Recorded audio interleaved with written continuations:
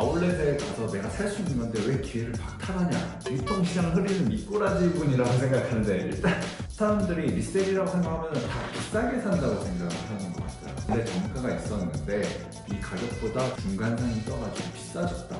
그게 아니라 어딘가 세상에 흩어져 있는 발견해서 갖고 와서 오히려 정가보다 저렴한 가격에 해주는 건데, 나이키에서도 공식적으로 엄격히 금지하는 행위다 이렇게 말씀을 해주시는데, 점주들이, 매니저들이 리셀러를 싫어할까요? 전혀 싫어하지 않습니다.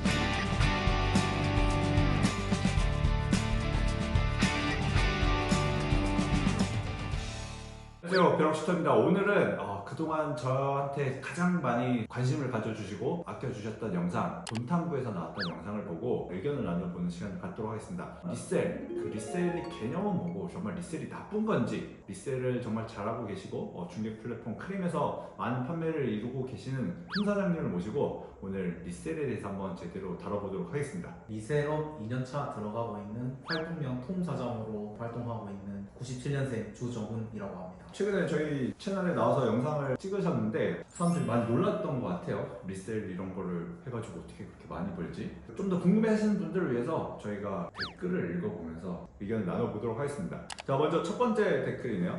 리셀러가 유통시장 언급하는 게 상당히 불쾌하네요. 브랜드사 정식 대리점 계약한 유통사들 입장에서는 유통시장을 흐리는 미꾸라지 같은 분들이에요. 불법은 아니라 하지 말라고는 못하지만 유통시장을 흐리면서 성장한 분들이 이렇게 당당하게 영상 나와서 성공했다고 말하는 건 아니라고 생각합니다. 유통의 질서를 흐리시는 분들이 그들만의 세상은 있겠지만 정식적으로 달의 브랜드사별로 1, 2억 에모크 잡으면서 상도를 지켜가면서 사업하는 입장에선 사업가가 아니라 그냥 사재기하는 안표상일 뿐이네요. 유통시장을 흐리는 미꾸라지 분이라고 생각하는데, 일단 한 방 먹이고 시작하네요. 저는 사실 리셀러가 흐린다고 생각하기보다는 네. 애초에 브랜드 본사 측에서 네. 노린 게 아닌가라고 생각을 해요. 왜냐하면 중간에 개입을 해가지고 이 시장을 흐리는 게 싫었다면 대량으로 생산을 하면 되는 건데 브랜드 본사 입장에서도 전략이지 않을까 생각을 해서, 저도 그 생각이에요. 리셀도 약간 크게는 두 가지로 나눠지는 것 같아요. 제일 오해하시는 게, 그러니까 조던이나 덩크 같은 한정판들을 리셀하는 개념과 제가 주로 하고 있는 많은 사람들이 일반 매장에서 살 수 있는 그런 제품들, 보시는 입장에서는 똑같은 다 리셀이라고 생각할 수 있는데 약간 다르다고 생각하거든요. 왜냐하면 이 한정판은 정말 브랜드사에서 만약에 더 찍어내면은 리셀 프리미엄이 붙을 이유가 없어요. 그렇죠. 그러니까 이거는 당연히 리셀러고 뭐 이런 게 양산될 수 없고 그 가격이 붙을 수도 없는 거예요. 아까 제가 말한 후자, 아마 제 영상에서 보여드렸던 아울렛 제품들을 리셀하는 개념은 조금 또 다르다고 생각을 하는데, 아울렛에 간 제품은 사실 인기가 없는 제품이잖아요. 보통 그렇죠. 그러니까 브랜드사 입장에서는 이거를 처리하는 게 일이에요. 오히려 생산을 너무 많이 해가지고, 그러니까 수요 대비 생산을 많이 하다 보니까 인기가 없어서 할인을 해서 판매를 하는 거죠. 사람들이 리셀이라고 생각하면 다 비싸게 산다고 생각을 하는 것 같아요. 그러니까 원래 정가가 있었는데 이 가격보다 중간상이 껴가지고 비싸졌다 라고 생각을 하는데, 그게 아니라 어딘가 세상에 흩어져 있는 브랜드사에서도 어쩔 수 없이 재고 처분을 해야 되는 거를 발견해서 갖고 와서 적당한 가격에 오히려 정가보다 저렴한 가격에 판매를 해주는 건데, 오해를 하고 계신 게 아닌가. 그냥 단순 안표상이라면 좀 다르다, 좀 그렇게 생각합니다. 아울렛이 모든 전국적으로 다 상권이 잘 돼 있는 곳이 아니잖아요. 네. 그거에 대한 수고비를 주고 저는 소비자들이 산다고 생각을 하거든요. 그런 것도 있고, 안표상은 웬만하면 또 세금 신고를 또 잘 안 해요. 그렇죠. 완전히 틀려요. 어떻게 보면은 리셀러의 입장이라서 그렇게 말하는 거 아니냐 할 수도 있지만은 당당하기 때문에 이렇게 SNS 상으로도 나오는 거고 세금을 신고를 하고 있는 거니까 이런 불법적으로 하고 있는 안표상이랑 개념이 틀리다고 저는 생각을 하죠. 두 번째 댓글인데요. 물건이 흘러 들어가서 중간 마진 들어가고 사는 사람은 사는 건데 이게 왜 왈가 할 말임? 세금도 내고 문제될 게 전혀 없어 보이는데, 한국에서 2,000원에 하는 오징어 서울이나 온라인에서 9,000원에 판들, 편안한 사람은 사는 거고 비싼 사람은 직접 가거나 더 싼 곳 찾는 거고요. 근데 그거에 반대되는 의견이, 직접 가서 사는 것을 막아버리는 행동이 그러지 않을까요? 그러니까 많은 분들이 제일 오해하시는 게, 아울렛에 가서 내가 살 수 있는 건데 왜 기회를 박탈하냐, 이 부분에 대해서는 좀 어떻게 생각을 하세요? 저는 이 내용 자체가 네. 참 받아들이기가 어렵기는 한데 네. 신발이랑 네. 비교할 대상이 맞나 이 생각이 좀 아, 들거든요. 네. 일단 이거 식품군이고 네. 이거는 이제 입는 쪽인데 네. 댓글 의견들 중에 뭐 여러 가지 비교하는 것들이 많이 있더라고요. 아파트랑 비교를 하는 사람도 있고, 뭐 치킨 값이랑 비교하는 사람도 있고, 신발도 비교하는 사람도 있고, 심지어 마스크를 비교하는 사람도 있더라고요. 마스크 같은 경우는 우리가 코로나 처음 터졌을 때 그런 걸 사재기해서 막 가격이 올라간다고 하면 이거 꼭 필요한 건데 이게 없으면 못 사는 상황이었잖아요. 그렇죠. 그런 게 가격이 올라간다고 하면 당연히 막아야 되는 게 맞다고 생각을 해요. 아무리 자유시장 경제고 자본주의 사회라고 하더라도 근데 신발 같은 경우는 없어도 살 수 있잖아요. 나이키 안 사면 되고 예, 아디다스면 사면 되는 거고 아디다스도 아니면은 뭐 진짜 다른 브랜드 혹은 보세 신발 사면 된단 말이에요. 근데 이거를 비교하는 것 자체는 조금 맞지가 않는 거라고 생각을 하고요. 어쨌든 자본주의 사회라는 것 자체가 저는 불평등한 사회거든요. 네, 맞습니다. 근데 사람들이 자기가 불리할 때는 공산주의처럼 생각을 하고 이런 식으로 자기가 할 수 있었던 건데 자기가 기회가 박탈이 됐다고 생각하면 그땐 갑자기 평등을 주잖아요. 그러니까 이게 안 맞다는 거예요. 원래 자본주의라는 것 자체가 돈이 있는 사람이 더 세게 더 많은 걸 할 수 있고 더 많은 기회가 생기는 건 그걸 받아들여야 된다는 거예요. 그 개념을 이해하지 못하면 그냥 다 리셀러고 되팔이고 모든 물건이 그렇다는 아마 이 부분을 잘 이해를 못 하시다 보니까 왜 자꾸 우리의 기회를 뺏어가 너희들? 이렇게 생각을 하시는 것 같아요. 아마 일반 소비자 입장에서는 그런 것 같아요. 그러니까 너희들 리셀러들이 그때 그냥 안 사고 냅뒀으면은 내가 지금 살 수 있는 거 아니야? 이렇게 생각할 수도 있잖아요. 이런 건 어떻게 생각하세요? 아까 까지 대표님의 말을 들으면서 네. 입는 거는 브랜드가 여러 가지가 있잖아요. 아니 그러면은 나이키가 비싸고 이러면은 아디다스를 신으면 되는 거고 뭐 나이키를 꼭 신어야 되는 문제가 있는 건 아니잖아요. 네. 다른 거 신어도 상관이 없는데. 네. 근데 저는 이런 자유경제 시장에 가격이 오르는 현상은 사람의 욕구로 생겨난 자연스러운 문화라고 생각하거든요. 자기가 필요하면 비싸도 사요 사람들은. 네. 근데 자기가 봤을 때 아 이거는 이 돈 주고 사기에는 아닌 것 같아 하면은 안 사면 되는 거라고 네. 생각합니다. 결국에는 프리미엄이 붙고 가격이 붙는다는 것은 수요가 있다는 거예요. 그 틈새를 가지고 어떻게 그 정보를 가지고 돈으로 바꾸는 사람이 있는가 하면은 누군가는 이렇게 욕을 하고 있다. 저는 그렇게 생각을 합니다. 다음 댓글을 한번 볼게요. 다른 댓글들은 제가 솔직히 다 이해하겠는데 신발 안 팔게 생긴 외모인데 의외네. 신발 팔게 생기는 외모는 뭐죠? 제가 보기에는 네. 신발 어쨌든 패션 뭐 한번 웃고 넘어가려고 이런 댓글도 봤는데 확실한 건 그건 있는 것 같습니다. 그러니까 패션을 잘 안다고 이 업을 잘하는 것 같지는 않습니다. 맞아요. 솔직히 말씀드리면 저는 패션 진짜 여전히 잘 모르고 예전에 더 몰랐어요. 근데 충분히 잘 팔 수 있더라고요. 오히려 선입견 편견이 없으니까. 어쨌든 신발을 안 빨게 생긴 외모도 신발을 잘 팔 수 있다. 또 세 번째 댓글이네요. 이런 류의 판매 방식 중 가장 궁금한 게 주문 들어와서 구매하러 갔는데 재고가 없으면 어떻게 하나요? 아직도 미스테리예요. 이건 사실 저한테 질문을 많이 하는 것들 중에 하나예요. 처음부터 다 모든 재고를 갖고 할 수는 없잖아요. 사실 사업을 하는데 자본금이 한정돼 있으니까. 확실히 자기의 상황에 맞게 판매를 하는 게 제일 중요하다고 생각을 해요. 저 같은 경우는 100% 사입 판매를 고집을 하지만은 제가 사입 판매를 100% 고집하는 이유는 크리미라는 플랫폼을 주로 이용하기 때문에 그런 거예요. 크리미라는 플랫폼에서는 이제 물건을 발송하지 않으면은 페널티가 발생을 하는데 근데 네이버 스마트 스토어나 오픈마켓 같은 경우는 벌금을 내지는 않잖아요. 네, 그렇죠. 근데 크림은 벌금을 내니까 네. 돈을 벌려다가 돈을 잃어버리는 경우가 생길 수가 있어요. 네. 그러니까 자기가 크림을 중점적으로 할 생각이 있으신 분들은 사입 판매를 권장을 드리는 편이고 스마트 스토어라든지 음악 오픈마켓 같은 거를 하시려는 분들한테는 위탁 판매가 그래도 좀 더 리스크를 줄일 수 있지 않을까 저는 생각을 해서 자기의 상황에 맞게 하시는 것을 권장을 드리죠. 네, 지금 딱 정리를 해주셨는데 지금 제가 영상에서 보여드렸던 방식 같은 경우는 위탁 판매, 구매 대행 형태라고 말씀드릴 수 있는데 이거 같은 경우는 재고가 없으면은 다른 곳에 가서 재고를 구하면 돼요. 다른 아울렛에서 확인할 수도 있고 온라인에서 구매를 할 수도 있고 다른 매장에서 구매할 수도 있단 말이에요. 플랜 A가 지금 어그러졌어. 그럼 플랜 B, C를 찾아봐야겠죠.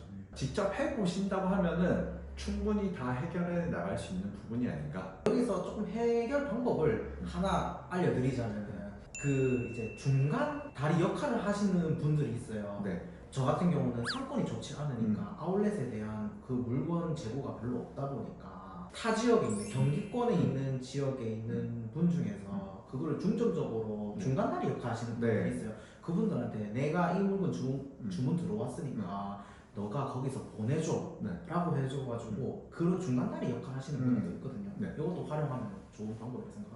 아마 지금 통 사장님이 말씀해 주신 거는 제가 말씀드렸던 뭐 플랜 D, E, F의 하나 중이라고 이제 뭐 보여질 것 같은데, 그러니까 찾아보면 방식은 해결할 수 있는 방법이 여러 가지가 있다.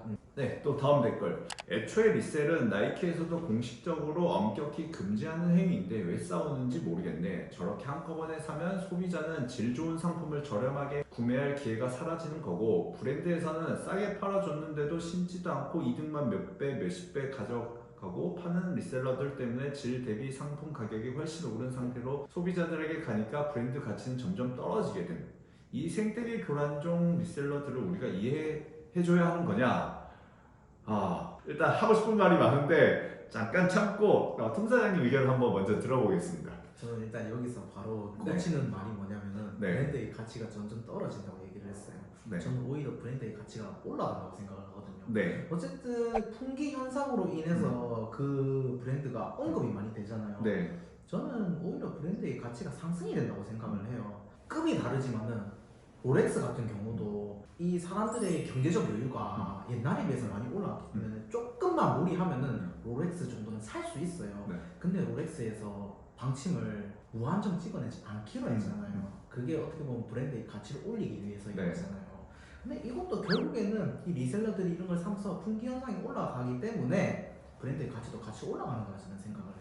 정말 이거는 정말 반대로 이해를 하고 계세요. 나이키 같은 경우 혹은 이런 나이키처럼 리셀이 붙는 브랜드들은 사람들이 많이 찾기 때문에 그런 심리가 있기 때문에 이런 것들이 오히려 홍보가 되고 브랜드 가치는 더 올라갑니다.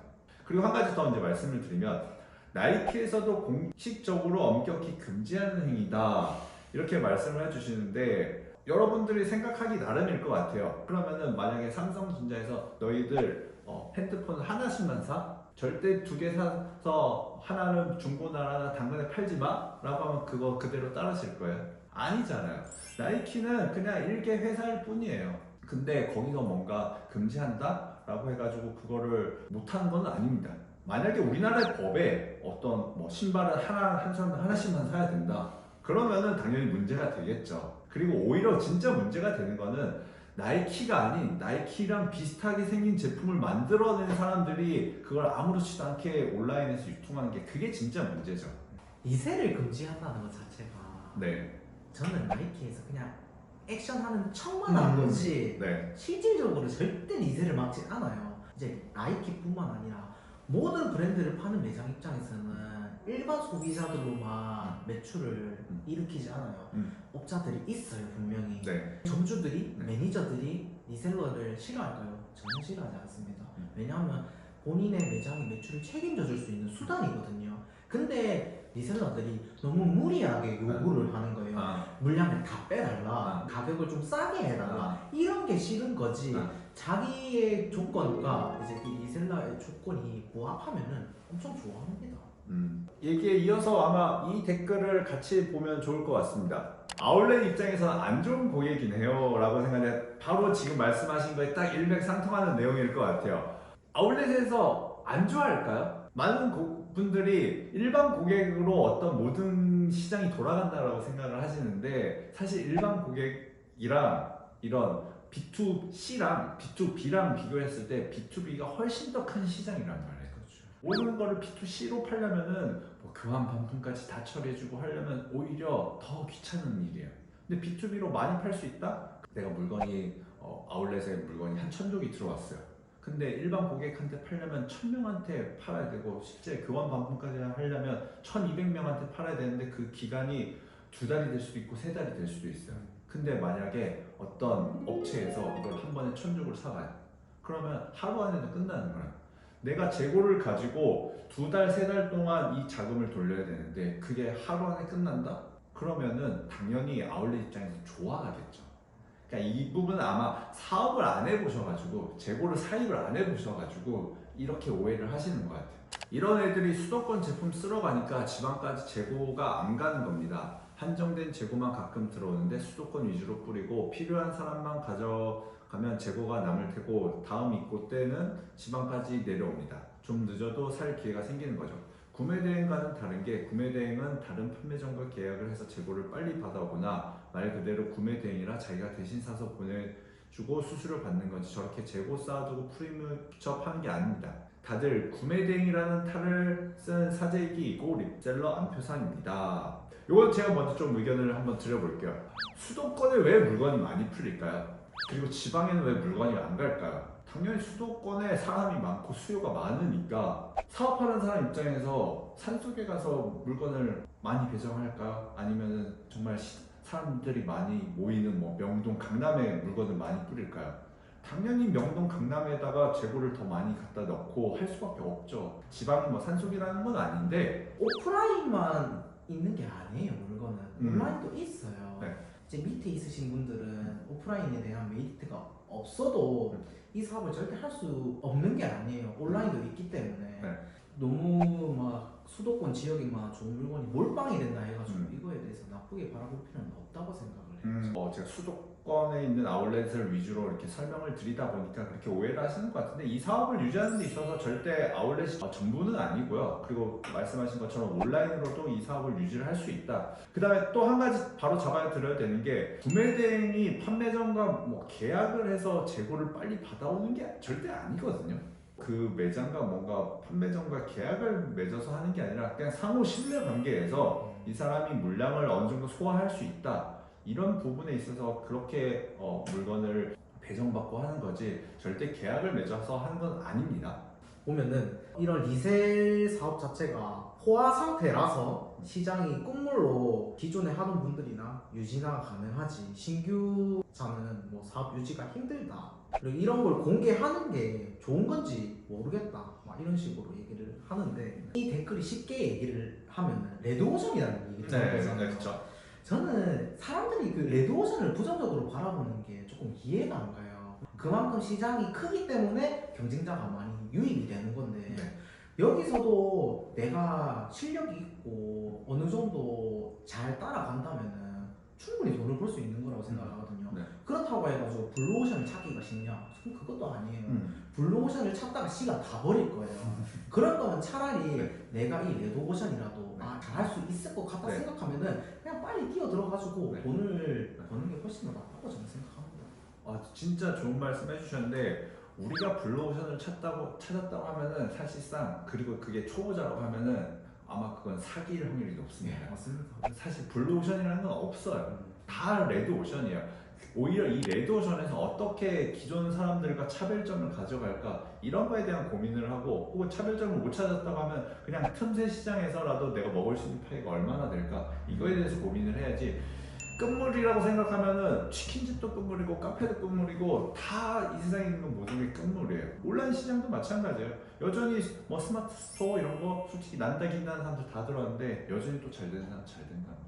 저 역시도 그때 힘들었지만 그 안에서 틈을 발견했기 때문에 내가 이렇게 할 수 있다라는 걸 보여드리는 거지 이런 것도 기회가 있다라고 말씀을 드리는 거다. 사실 저는 레드오션 속에서 블루오션을 찾을 수 있다고 생각을 하거든요.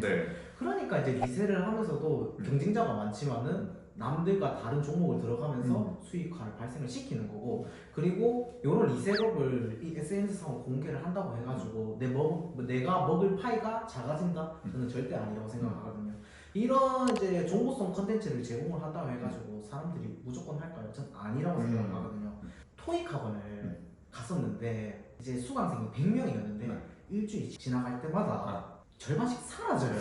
그러니까 돈을 주고도 안 하는데 공짜로 주면 사람들은 더 안 할 거라고 저는 생각을 하거든요. 그래서 어떻게 보면 저는 정보를 뿌린다고 해가지고 제 먹을 파이가 작아진다고 생각은 안 합니다.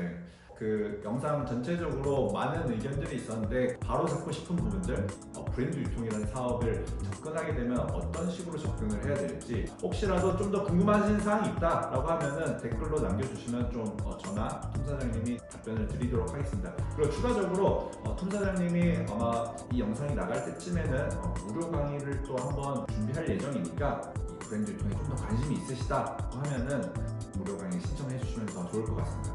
오늘도 영상 봐주셔서 감사하고 구독, 좋아요, 알람 설정까지 부탁드리겠습니다. 감사합니다.